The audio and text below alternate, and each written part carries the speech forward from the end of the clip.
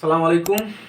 আজকে আপনাদের সামনে 11তম থেকে 20তম গ্রেডে বিভিন্ন চাকরি পরীক্ষা আসা একটা গুরুত্বপূর্ণ প্রশ্ন নিয়ে আসছি, যেটা আমাদের জ্যামিতি পাঠের অংশ।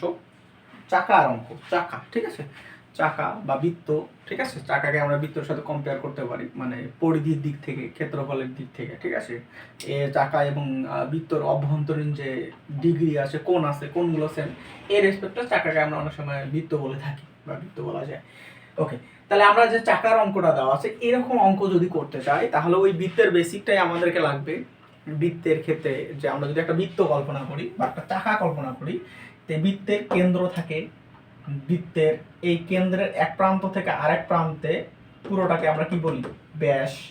আবার কেন্দ্র থেকে যে কোনো একদিকে এটাকে বলা হয় ব্যাসার্ধ, ঠিক আছে। এই যে কমন বিষয়গুলো, আবার বৃত্তের এক বিন্দু থেকে শুরু করে একটা নির্দিষ্ট পুরো পথ অতিক্রম করে আবার ওই বিন্দু পর্যন্ত পুরো যে অতিক্রান্ত বা অতিক্রম যে জায়গাটুকু করে তাকে আমরা পরিধি বলে থাকি। এই চাকা এবং বৃত্তের ক্ষেত্রে এই বিষয়গুলো সেম। তাহলে আমরা বৃত্তের ক্ষেত্রে কি জানি, যে বৃত্তের যদি আমরা কমন কিছু সূত্র লিখে নেই বা জানি, বৃত্তের ক্ষেত্রফল বললে কি হয়, যদি আমি ব্যাস দিয়ে বলি তাহলে পাই ডি স্কয়ার ভাগ 4 হবে, ব্যাসার্ধ দিয়ে বললে পাই আর স্কয়ার হবে। বৃত্তের যদি আমি পরিধির কথা বলি তাহলে বৃত্তের পরিধি হবে কত, 2 পাই আর, এটা ব্যাসার্ধ দিয়ে, আবার ব্যাস দিয়ে দিলে শুধু পাই টি, ঠিক আছে। আর যদি আমরা বৃত্তের ব্যাস বা ব্যাসার্ধ কম্পেয়ার করি, আমরা তো ব্যাসকে ডি দ্বারা প্রকাশ করি আর ব্যাসার্ধকে প্রকাশ করে আর দ্বারা, এবং আমরা জানি ব্যাস ব্যাসার্ধের কি দ্বিগুণ, যে ডি ইকুয়াল টু কি লেখা যায়, 2r। এই জিনিসগুলো আমাদের বেসিক, এগুলোই হলে আমাদের চাকার অঙ্কও করতে পারবো। আর একটা চাকা যখন এই বিন্দু থেকে শুরু করে নির্দিষ্ট পথ অতিক্রম করে এখানে হয়, তখন সেটাকে চাকা বলি বা বৃত্ত বলি। তখন এর পুরো অতিক্রান্ত যে মধ্যবর্তী কোণ, এই কোণের মান হলো 360 ডিগ্রি। তার মানে একটা বৃত্তের মোট যে অন্তস্থ কোণ বা কোণ 360 ডিগ্রি। ঠিক সেম ভাবে চাকাও একটা পথ যদি অতিক্রম করে, একটা পূর্ণ সাইকেল বা পথ যদি অতিক্রম করে, ঘুরে একবার পথ অতিক্রম করে বা একবার অতিক্রান্ত করে, তাহলে মোট সে 360 ডিগ্রি অতিক্রম করে, ঠিক আছে। এটাই হলো আমাদের চাকার অঙ্কের বেসিক। এগুলো হলেই এনাফ, আমরা অঙ্ক করতে পারবো, ঠিক আছে। তার মানে একটা চাকা যদি একবার ঘোরে, এখান থেকে যাত্রা শুরু করে চাকাটা ঘুরে এখানে আসে, তাহলে সে পুরো একটা বৃত্তের পরিধির সমপরিমাণ দূরত্ব অতিক্রম করলো, পাশাপাশি সে একটা পুরো বৃত্তের সমপরিমাণ কোণ মানে 360 ডিগ্রিও অতিক্রম করলো। এই বিষয়টা রিলেটেড করতে পারলে আমরা অঙ্কগুলো সহজে করতে পারবো। তাহলে প্রশ্নে কি বলা আছে, প্রশ্নে বলছে একটি চাকার ব্যাস 4.5 মিটার, একটি চাকার ব্যাস বলা আছে 4.5 মিটার, 4.5 মিটার, চাকাটি 360 মিটার পথ অতিক্রম করতে কতবার ঘুরবে। দেখেন, আমি একটু আগে বললাম যে কথাটা, যদি একটা চাকা এখান থেকে যাত্রা শুরু করে ঘুরে এখানে আসে, সে কতটুকু পথ অতিক্রম করে, তার পরিধির সমপরিমাণ। তার মানে একবার ঘুরলে পরিধির সমপরিমাণ, ঠিক আছে।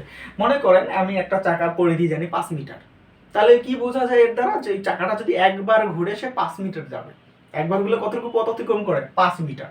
তাহলে আমি যদি বলি সে টোটাল 50 মিটার পথ অতিক্রম করছে, তাহলে সে কতবার ঘুরছে। দেখেন, একবার ঘুরলে 5 মিটার, তাহলে বলতে পারি 5 মিটার যায় একবার ঘুরে, তাহলে 50 মিটার যাবে কয়বার ঘুরবে। বিষয়টা কিন্তু আমরা সহজে আইডেন্টিফাই করতে পারবো। এরকম এই প্রশ্নটা। তাহলে প্রশ্নে পথ অতিক্রম করার জন্য কতবার ঘুরছে এর সাথে রিলেটেড কে, পরিধি। তার মানে কতবার ঘুরবে, একবার ঘুরবে মানে একটা পরিধি, এক পরিধির সমপরিমাণ। তার মানে আমি যদি পরিধি বের করতে পারি তাহলে বুঝতে পারবো যে পরিধির রেসপেক্টে কতবার ঘুরছে।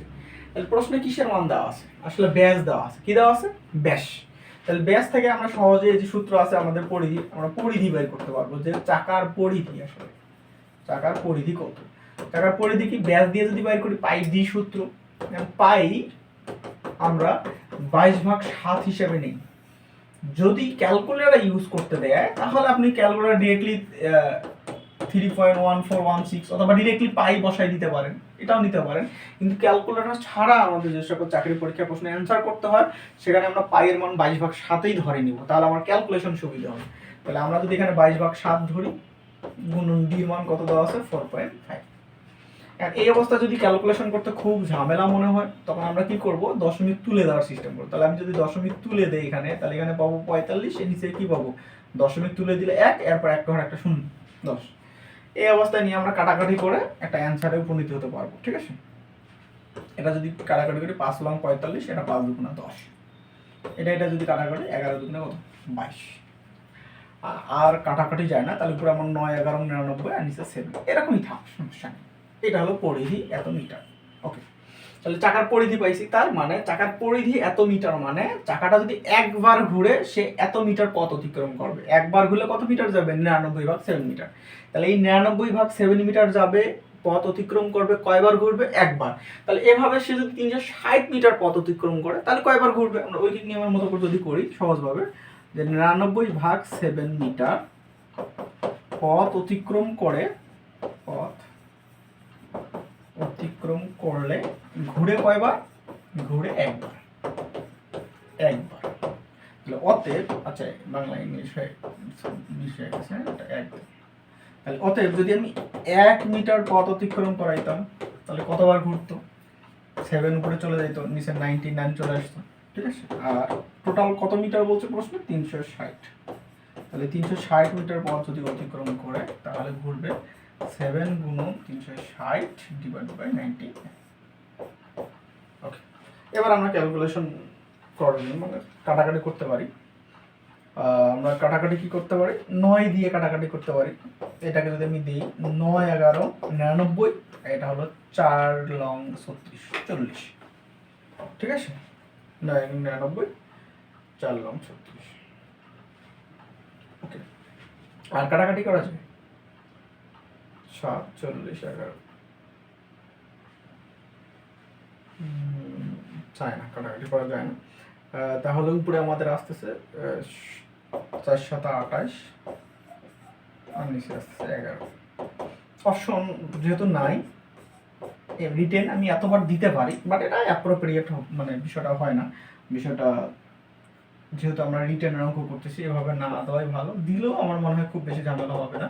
তারপর আমরা কি করবো? 11 দিয়ে 280-কে ভাগ করবো। তাহলে 11 দিয়ে যদি আমি 280-কে ভাগ করি তাহলে বিষয়টা কত দাঁড়ায়? এরকম 280, তাহলে 11 2 22, নিচে কত থাকে? 6 0 5 11 55, নিচে 5 থাকতো 0.50, 4 এবং 40, এরকম 25.4 বা 25.45 এরকম কিছু একটা আসতে পারে, ঠিক আছে। আপনারা হয়তো বা বুঝছেন, ঠিক আছে। তাহলে আমি আবারও বলি প্রশ্নটা, যে যদি প্রশ্নে এরকম চাকার অঙ্ক চলে আসে, যে চাকার অঙ্কে 2 রকম প্রশ্ন হতে পারে।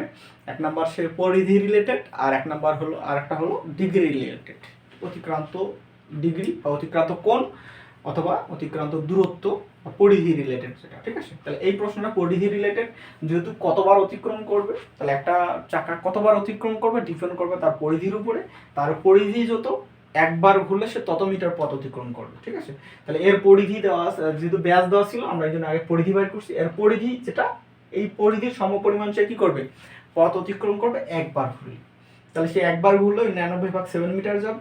তাহলে 99/7 মিটার পথ অতিক্রম করবে, তাই ঘুরতে হবে একবার। তাহলে প্রশ্ন বলছে 360 মিটার পথ অতিক্রম করবে, তাহলে কতবার ঘুরতে হবে, ঠিক আছে। এই যে আমরা এভাবে অ্যান্সারটা করবো। আশা করি বুঝে আসছে আপনাদের।